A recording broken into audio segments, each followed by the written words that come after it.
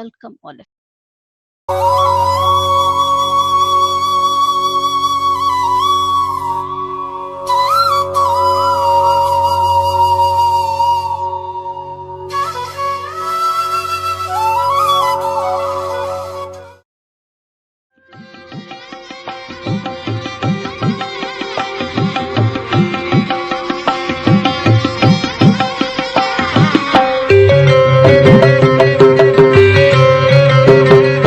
पठत संस्कृतं वदत संस्कृतं पठत संस्कृतं वदत संस्कृतं लसतु संस्कृतं चिरं गृहे गृहे च पुनरपि लसतु संस्कृतं चिरं गृहे गृहे च पुनरपि पठत संस्कृतं वदत संस्कृतं पठत संस्कृतं वदत संस्कृतम्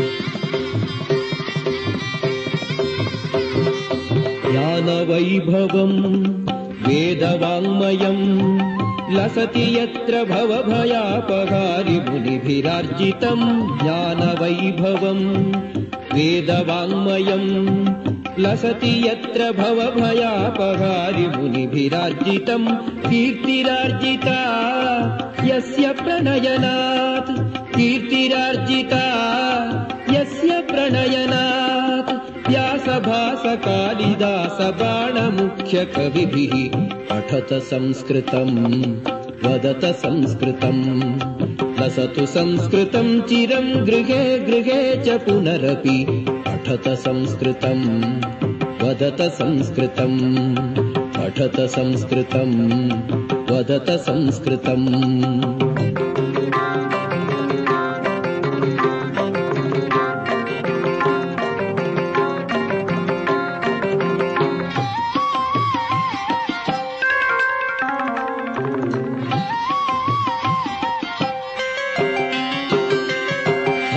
मूर्जितं यस्य मन्वते वाग्विचिन्तका हि वाक्षु यस्य वीक्ष्य मधुरतां स्थानमूर्जितं यस्य मन्वते वाग्विचिन्तका हि वाक्षु यस्य वीक्ष्य मधुरतां यद्विना जना नैव जानते भारतीय संस्कृतिं सनातनाभिधां वरां पठत संस्कृतं वदत संस्कृतं लसतु संस्कृतं चिरं गृहे गृहे च पुनरपि पठत संस्कृतं वदत संस्कृतं पठत संस्कृतं वदत संस्कृतम्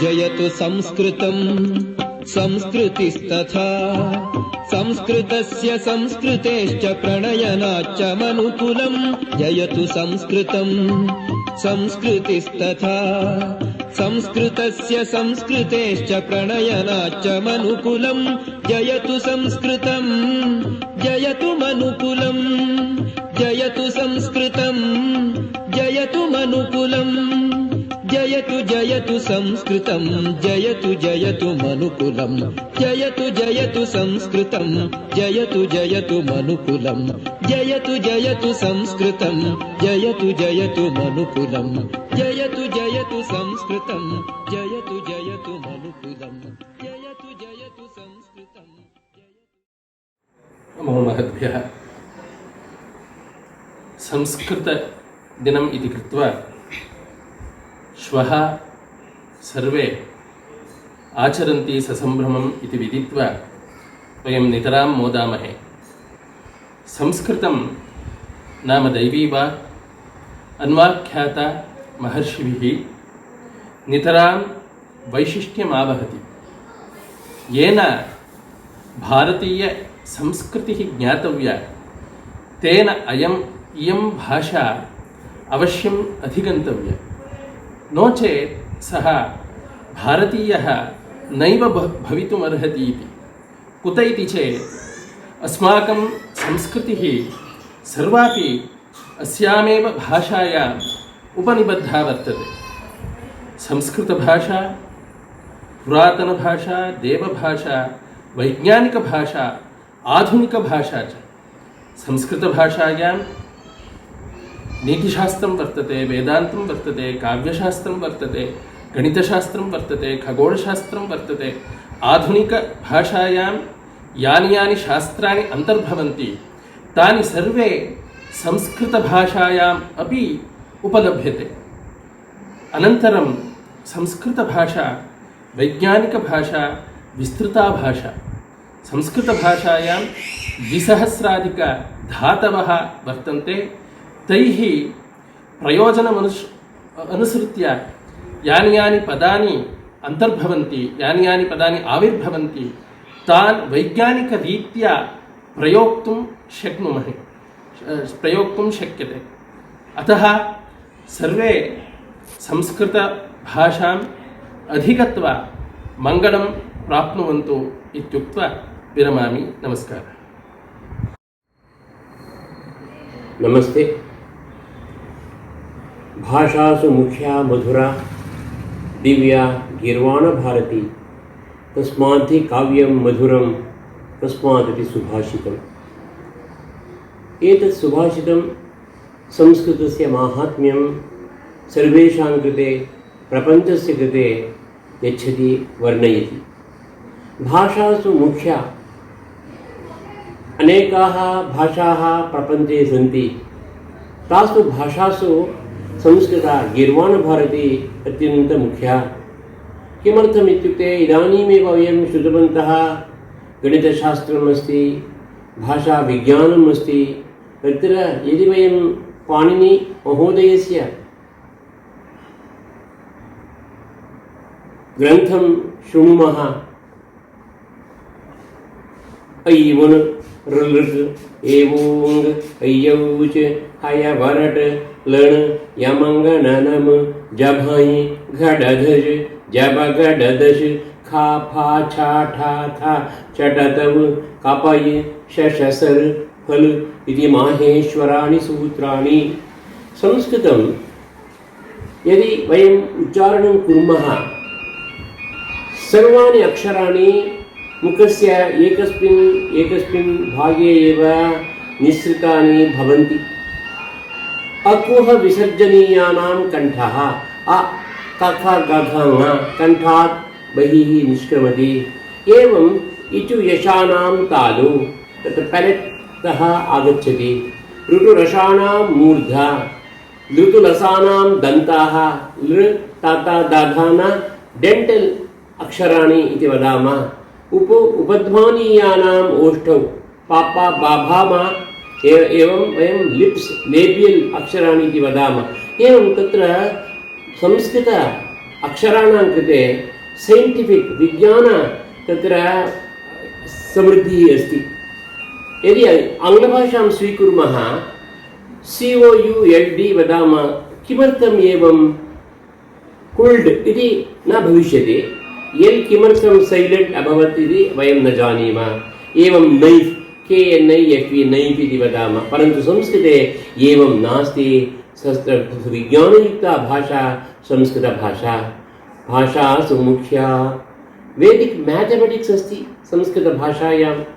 बालकाः लण्डन् मध्ये, अमेरिका मध्ये, तत्र अन्यत्रापि तत्र वेदगणितम् अभ्यासं कुर्वन्ति।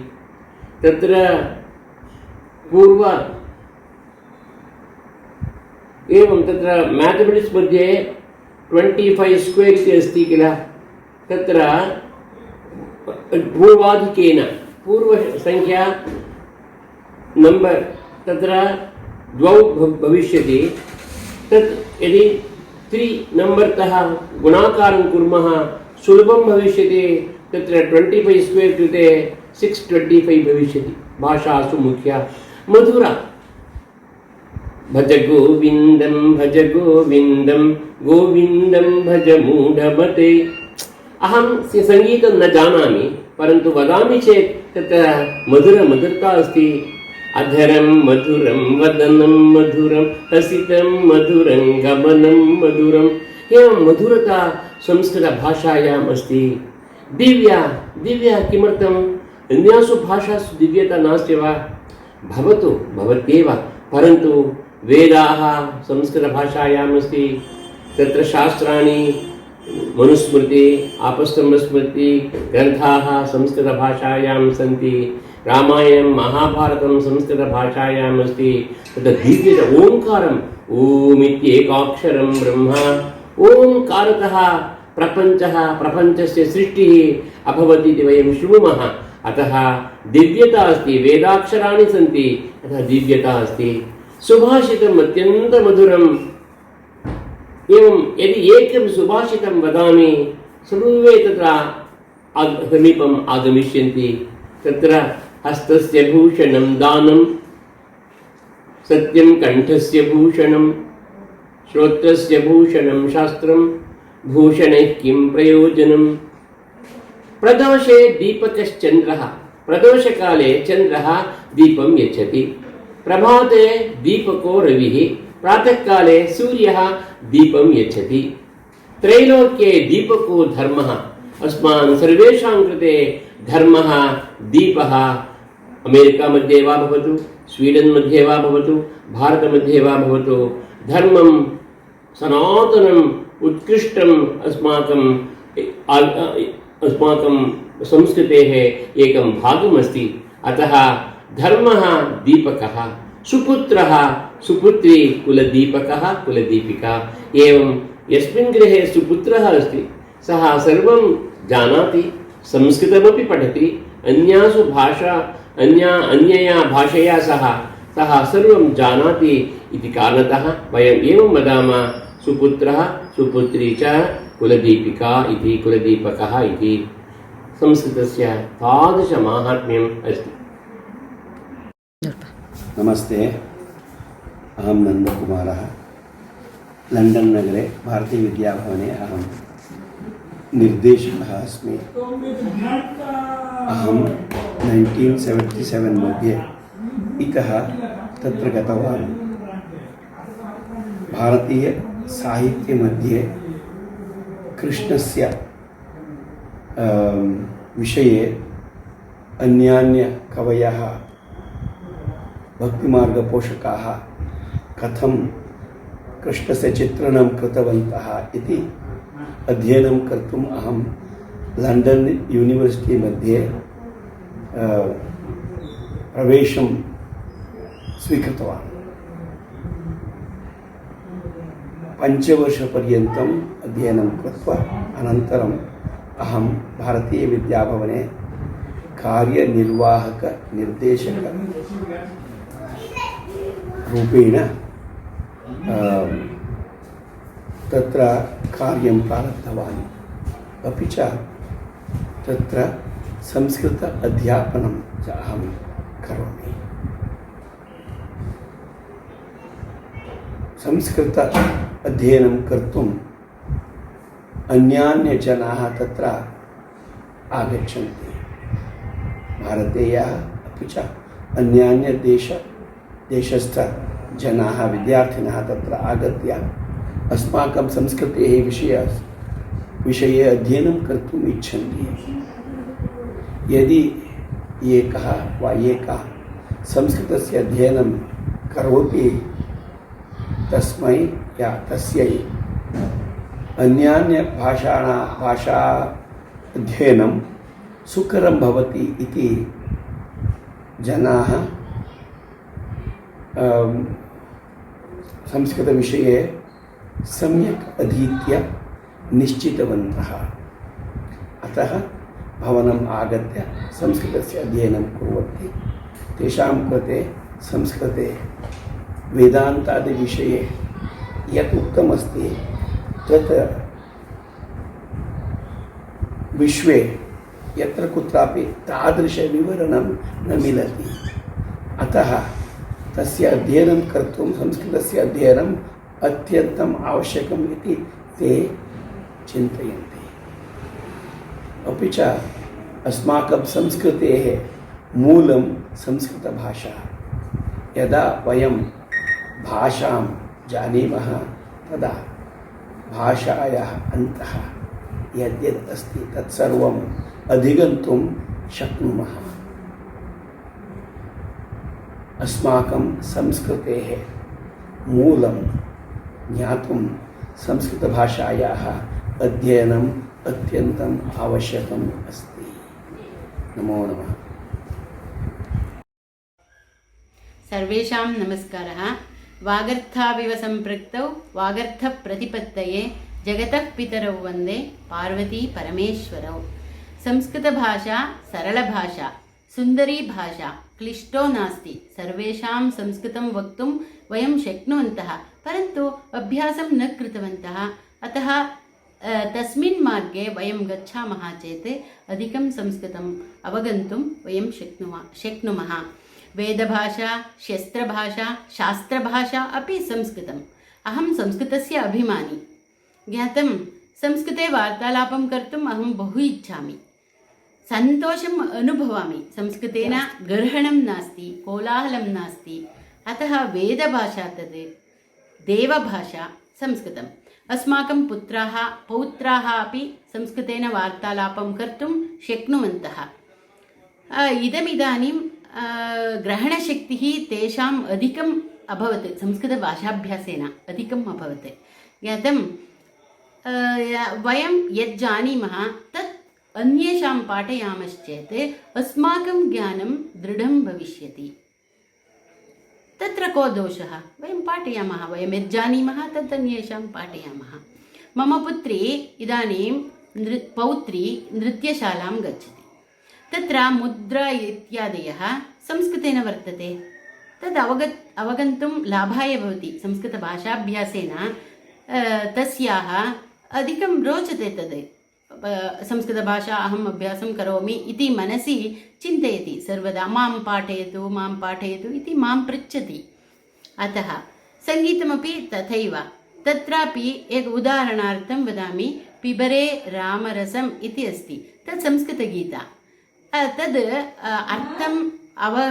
अर्थं ज्ञात्वा वयं गायामश्चेत् तत्र भावपूर्णतया गायनं कर्तुं शक्यते। श्रोतारमपि सन्तोषम् आनन्दम् अनुभवन्ति। उत्तमं भविष्यति कार्यक्रमः। एवं बालकाः बालिकाश्च सर्वाङ्गीण अभिवृद्धेः संस्कृतभाषाभ्यासः लाभाय भवति। अतः अहम् एकं सन्देशं ददामि। सर्वे वयं भारतीयाः संस्कृतेन संस्कृत अभ्यासं कुर्वन्तु। व्यावहारिकभाषायां संस्कृतेन वदन्तु, आङ्ग्लभाषा इति मास्तु। हिन्दी आङ्ग्ला त्यजतु, संस्कृतेनैव वार्तालापं कुर्वन्तु इति प्रार्थयामि।